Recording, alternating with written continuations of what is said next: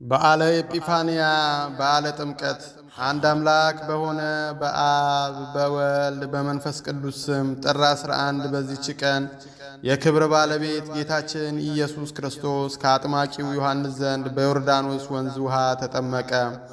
ይህችም ዕለት በዮናኒ ቋንቋ ኤጲፋንያ ትባላለች። ትርጓሜውም መለኮት የተገለጠበት ማለት ነው።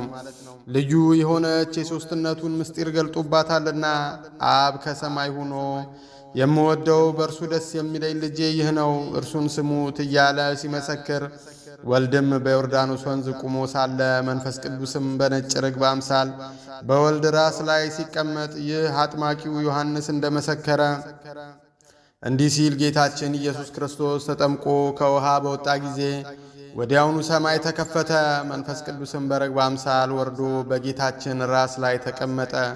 ከሰማይም እንዲህ የሚል ቃል መጣ፣ ይህ የምወደው በእርሱ ደስ የሚለኝ ልጄ ነው፣ እርሱንም ስሙት። በዚህች ዕለት ጌታችን ራሱን ገልጧልና ከዚህ በፊት 30 ዓመት ያህል ራሱን አልገለጠም ነበር። ግን በዚህች ዕለት ለእስራኤል ልጆች ራሱን ገለጠ። እነሆ የእግዚአብሔር በግ የዓለምን ኀጢአት የሚያስወግድ ብሎ መጥምቁ ዮሐንስ እንደገለጠው የከበረ ወንጌል ምስክር ሆነ። እኔ ያላውቀውም ነበር፣ ነገር ግን እስራኤል ያውቁት ዘንድ በውሃ ላጠምቅ ስለዚህ መጣሁ አለ። በዚህም በዓል የእግዚአብሔር ልጅ የክርስቶስ የጌትነቱ ክብር ተገልጧል። እርሱም የዓለሙን ሁሉ ኀጢአት ለማስወገድ የሚሰዋ የእግዚአብሔር አማናዊ በግ ነው። ስለዚህም ይህ በዓል በክርስቲያን ወገኖች ሁሉ ዘንድ የከበረና ከፍ ከፍ ያለ ሆነ። በእርሱም የክብር ባለቤት ጌታችን ኢየሱስ ክርስቶስ በጥምቀቱ ባከበረው ውሃ ይነጹበታል። የተቀበሉትንም ንጽሕና ጠብቀው ቢኖሩ በውስጡ የኀጢአታቸውን ስርየት ያገኛሉ። ስለዚህም ከክፉ ነገር ሁሉ ተጠብቀን የፈጣሪያችንና የመድኃኒታችንን የኢየሱስ ክርስቶስን የቸርነቱን ብዛት ልናመሰግን ይገባናል። እርሱ ስለ እኛ ሰው ሆኖ ከኀጢአታችን አድኖናልና። ለእርሱም ከቸር አባቱ ሕይወት ከሆነ መንፈስ ቅዱስም ጋር ክብር፣ ምስጋና፣ ስግደትም ይሁን ዛሬም ዘወትርም ለዘላለሙ አሜን። ከበዓለ ጥምቀቱ ረድኤት በረከት ያሳትፈን። እንኳን አደረሳችሁ። ይህን ቻናል ሰብስክራይብ በማድረግ እንድታሳድጉት በአክብሮት እንጠይቃለን። እናመሰግናለን።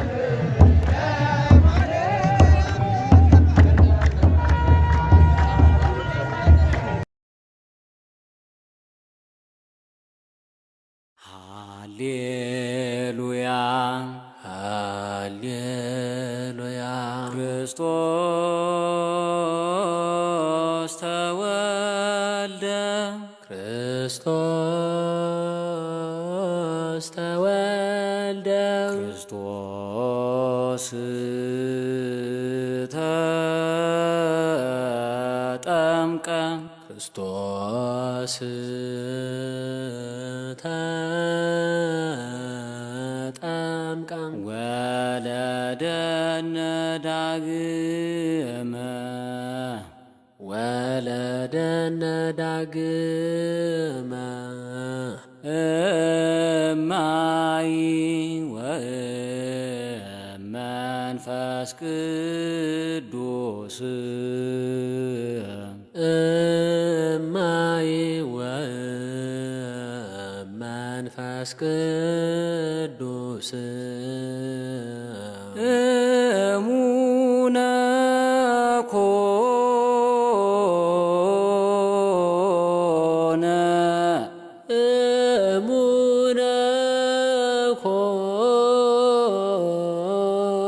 ኮነ ለፀሐየ ጽድቅ ለፀሐየ ጽድቅ አስተርዮቱ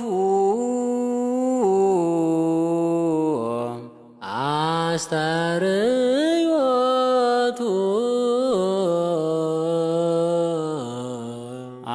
አማን አማን መንክር ስብሐተ ጥምቀቱ መንክር